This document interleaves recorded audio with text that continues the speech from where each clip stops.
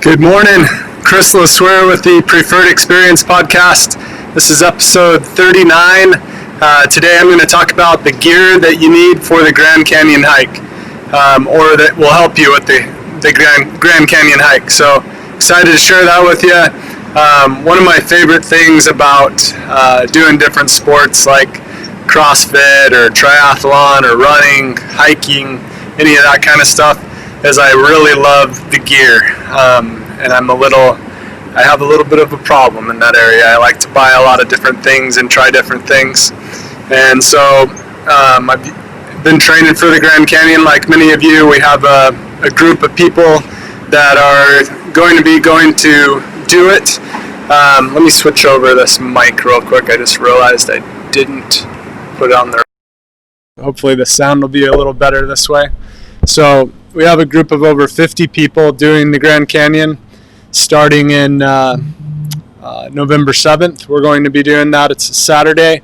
We have rooms that we've reserved. We have a big chunk of rooms, so if you haven't reserved your room yet, definitely get on the phone. We have the number on one of our other posts from last week, or reach out to Tiersa, Megan, or myself, and we'll get you all set up for it.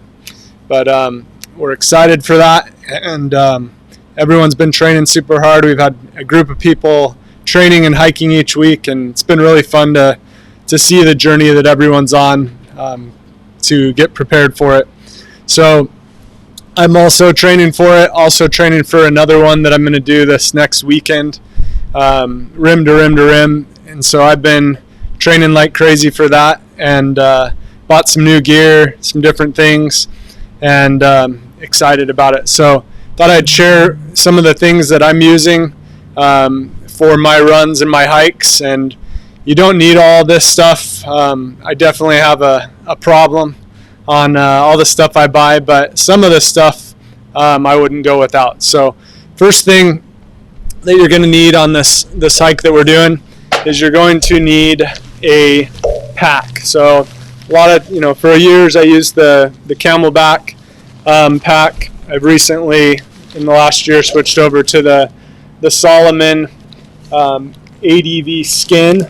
So I have one that's smaller than this, and then this is the 12. It has a backpack in the back that you can keep all your gear in. And all this gear that I'm going to show you today actually fits in this pack and in the other pouches.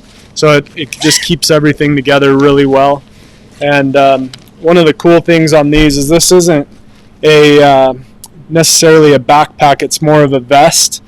And it's just super comfortable. It feels like a shirt with good pockets. So I really like it. One of my favorite parts of them is the water pouch. In the front, you have two of them in the front, and then you have another spot back here for a bladder that you can put in it. I dropped this here. I bought the Nathan's hydration bladder for it, and it has less sloshing. It has a really cool design.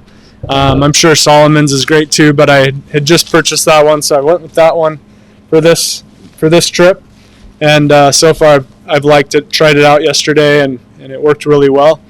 So on the front pockets, what I'll do is I'll actually put in Tailwind Nutrition. This is full of calories, and I know we usually are talking about less calories, but when we do a hike or a run, we have to keep up. We don't have to keep up with our calories, but we have to consume calories every hour and also get enough electrolytes and through sodium, all the magnesium, all the different things that you need. So this one has sodium, as magnesium, potassium, some calcium, and then it also has 25 grams of carbs in a scoop. And so I've recently been studying how much electrolytes you need, basically sodium, and the other ones, and it's a crazy amount that I never realized, even all these years that I've been doing it. They want you to be close to around 1,000, I want to say, milligrams milligrams per hour. And Tiersa and I are going to have another episode in a couple weeks on nutrition, and we'll go into that even more. But for today, I just want to show you the different things that work really well for me. So I'll drink at least 1 to 2 scoops of this per hour. I'll drink that. And then I'll have other things like Honey Stinger Energy Chews. Really like the Huma Chia Energy Gels. This costs about the same amount as a gallon of gas, but it really keeps you going. Really like it. Works really well and has a good flavor to it and good energy. There's a lot of really sugary things that you can get out there, but you want to make sure that you're getting enough electrolytes with them too.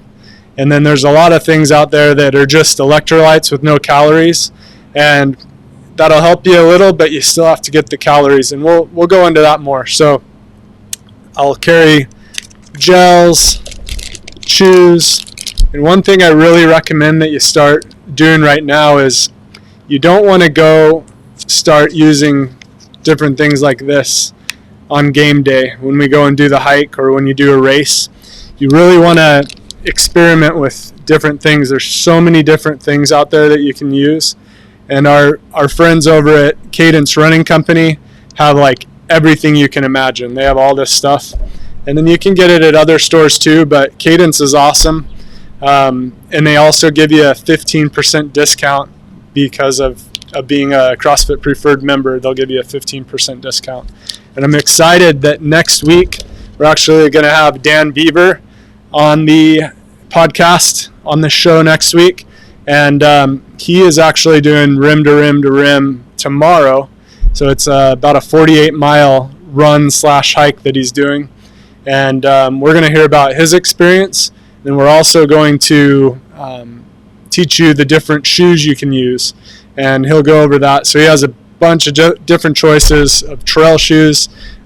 Super excited to get him on the show and hear more about it. But love their store. I've known Dan for, I don't know, at least 15 plus years. We've done a lot of triathlons together and runs over the years and training and different stuff. And he's awesome. He's a character. You're going to love him. I'm excited for him to be on here next week.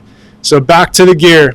Another thing, we don't talk about this very often, but this is called Body Glide. I don't know if you can see that on there. So Body Glide, we put this in places we don't normally talk about, but it prevents the chafing, if you know what I'm saying, and it makes a really big difference. I've seen people that have done marathons, and I'm talking about the guys when I say this, and their nipples will get rubbed so raw that they'll bleed. And I've even had that happen a tiny bit, but I've seen some nasty stuff over the years in races, and all it takes is a little bit of this stuff over it and it'll fix it. And it's just like a petroleum, I don't know, I don't think it's petroleum, I forget what it is, but it's an anti-chafe. It works really good, works a lot better than Vaseline or any of that other stuff. I really like this. For me, it's been the best, and haven't tried anything else since. So really good to have that. I recommend using that proactively before the hike, but I like to also carry it in the bag just in case I'm getting any hot spots, including toes. Sometimes, like most of the time, my toes, my feet never hurt, but every once in a while I'll start to get a little rub on a toe, and it's nice to be able to stop and put a little bit of this on a toe, even, or the bottom of your foot can get a little rubbed raw sometimes. Just different things happen depending on the terrain. One time on a race in Oceanside, California, I'd done all my training on the canals around here for a lot of years, and that race, most of it is on concrete, and my feet did not like it, and they really hurt about the middle of the race. Like the balls of my feet were getting pretty sore, and if I had that, I think it would have really made a big difference that day. I didn't carry that in my triathlon jersey, but I think that would have made a big difference, and You have a little different way when we do a hike. We can stop, we can do whatever we need to do with everyone. We're going to have some people that are going to be hiking it, probably a majority, and then some people that may run it, and they might go at it a little different. Another thing that you're going to want, depending on when we start, we need to nail down the time that we're going to start, but this time of year in this area, in the valley, it's good to start our hikes and our runs early. And now that it's dark at 5:30 in the morning, it really helps to have a headlamp. So I have the Petzl Actic, and it has 3 different modes of light. And this one's been great for me. I've had it a couple of years, and it's been awesome. Holds up really well. Batteries last a long time in it, and it lights the trail perfectly. So that's really good. When we do the hike, it's also going to be cold at the start, because you start at about right around 7,000 feet at the top of the canyon. So in November, in 2 weeks, I was checking it out, and it says it'll be around 30 degrees at the top. It seemed a little bit lower than I would think for the middle of October, but good chance it could be in the low 30s for us when we go in November. But the cool thing about the canyon is you descend, and as we descend, you're going to get down to a temperature that's more like the Phoenix area. It's about the same elevation at the bottom of the Grand Canyon as it is here in the Phoenix area. So you want to do some layers. I wouldn't overdress, because you're going to get hot fast hiking. But one thing that really helps is a beanie. So you want to have a beanie. And then the day will get warm as we go on. If we have lots of sunlight, it'll get warm. And I get made fun of this for wearing this hat in my house. But this is a ex officio hat. It breathes amazing. And it makes you look 10 years older. But that's okay, because it keeps the sun off your face. And it really helps. So you can see it's got some nice mesh in there. As I'm getting older, my neck's getting a little more leathery, and I like protecting it with this, and also my face, trying to keep it nice. So this is a lifesaver. Sometimes you'll just use a little hat like this for training. These are nice because you can fold them up and put them in your pocket. But I'd say for the Grand Canyon, I would use a larger brimmed hat just to keep the sun off your face. It'll make a huge difference. Different things you can use depending on the pack you get. Nathan's are great, Solomon's great. Those are the main ones they sell at Cadence, and I think they only get the best there. They have the best stuff you can get. I also ordered some different flasks like these, but you can get different ones. I haven't used this one yet. You can get different ones that have a longer straw, so it'll put it closer up to your mouth instead of like leaning down and getting a drink this way. But for me, this has worked perfect. Been really happy with it. Another thing you want to do is you want to make sure you're getting enough salt, which I brought up earlier. And Cadence carries stuff like this. This is the salt stick fast chews. And you'd think it's going to taste awful, but this one's watermelon flavored, and it tastes great. So I'm going to really focus on getting enough electrolytes on this trip. And I know I've done fine on the calories in the past, but sometimes when I'm going a long way, I will start to feel depleted. And I really think a lot of it has to do with the electrolytes for me, because I know I've been getting enough calories. So I'm going to really focus on that the next little bit and see how that goes. The other thing that is really nice that I really enjoy having is having a watch to track your distance and your time and elevation, all that kind of stuff.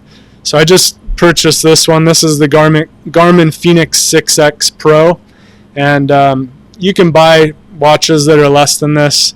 I got carried away on this one, but I'm excited about it. It's a super cool watch. Does way more than I need it to do, and the battery is amazing. So I really wanted this more for the rim to rim to rim that I'm doing next week, because it could take way longer than expected, and this will get the whole day on there. So that's my plan with it.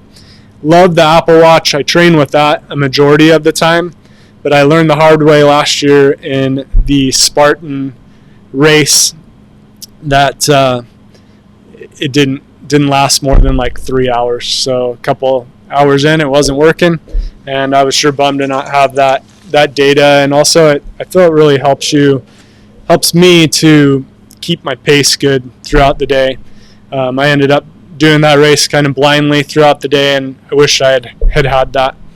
And then a new thing for me that I just ordered, I always have only seen a little bit of the older generation using these.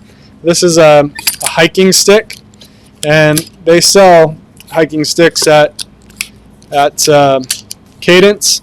I think they're the Ultimate Direction ones. This one's a Lecky. It's I bought this one at REI, and it's a really cool one because you can adjust it. So you want your arms at about a 90-degree angle, I learned, when you're doing this. And this will really help you on the downhill, and also when you're climbing, it takes some pressure off your joints, off your low back. It makes a big difference. So these are the main things that I'll be carrying with me when I go to the Grand Canyon next week, and then again in November. And I hope that helps. If you have any questions, definitely comment below, or reach out to myself. I'd love to help get you all dialed in for it. But again, I really highly recommend experimenting with all the different things you can do. There's another brand called UCAN, and this works really well too. I've used it in the past. It's great. But I would recommend trying different things, because one of the big things on these type of events is you really want to make sure that you can get that nutrition in. You're going to have a much better day. I was talking to my mom the other night, and when she did the Grand Canyon, she definitely wasn't getting enough calories in. At least that's what I believe was going on for her, and probably not enough electrolytes. And I think she would have had a much different experience had that happened. So that's what I have for you today. Again, next week we're going to have Dan Beaver on the show, and he's going to share different shoes, share his experience, and do some different things that teach you some different things on what works really well for him, and his experience and expertise with shoes at Cadence Running Company. Remember, you do get a 15% discount over at Cadence for being a CrossFit Preferred member. We sure appreciate you being on the show today and listening, and we want you to have the best experience ever at the Grand Canyon, and we want to help prepare you for that.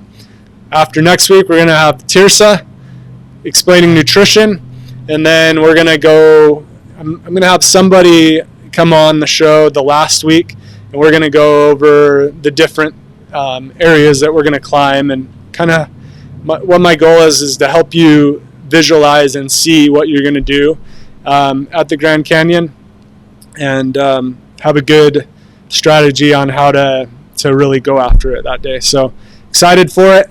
Remember, you can listen to this on any of your favorite podcast channels every week. We're on Facebook, we're on YouTube, we're on Instagram, we're on our website at CrossFitPreferred.com, and would love to talk with you more. If you have any questions, definitely reach out to me, and we'll go from there. Thanks a lot. Have a great week. We'll see you later.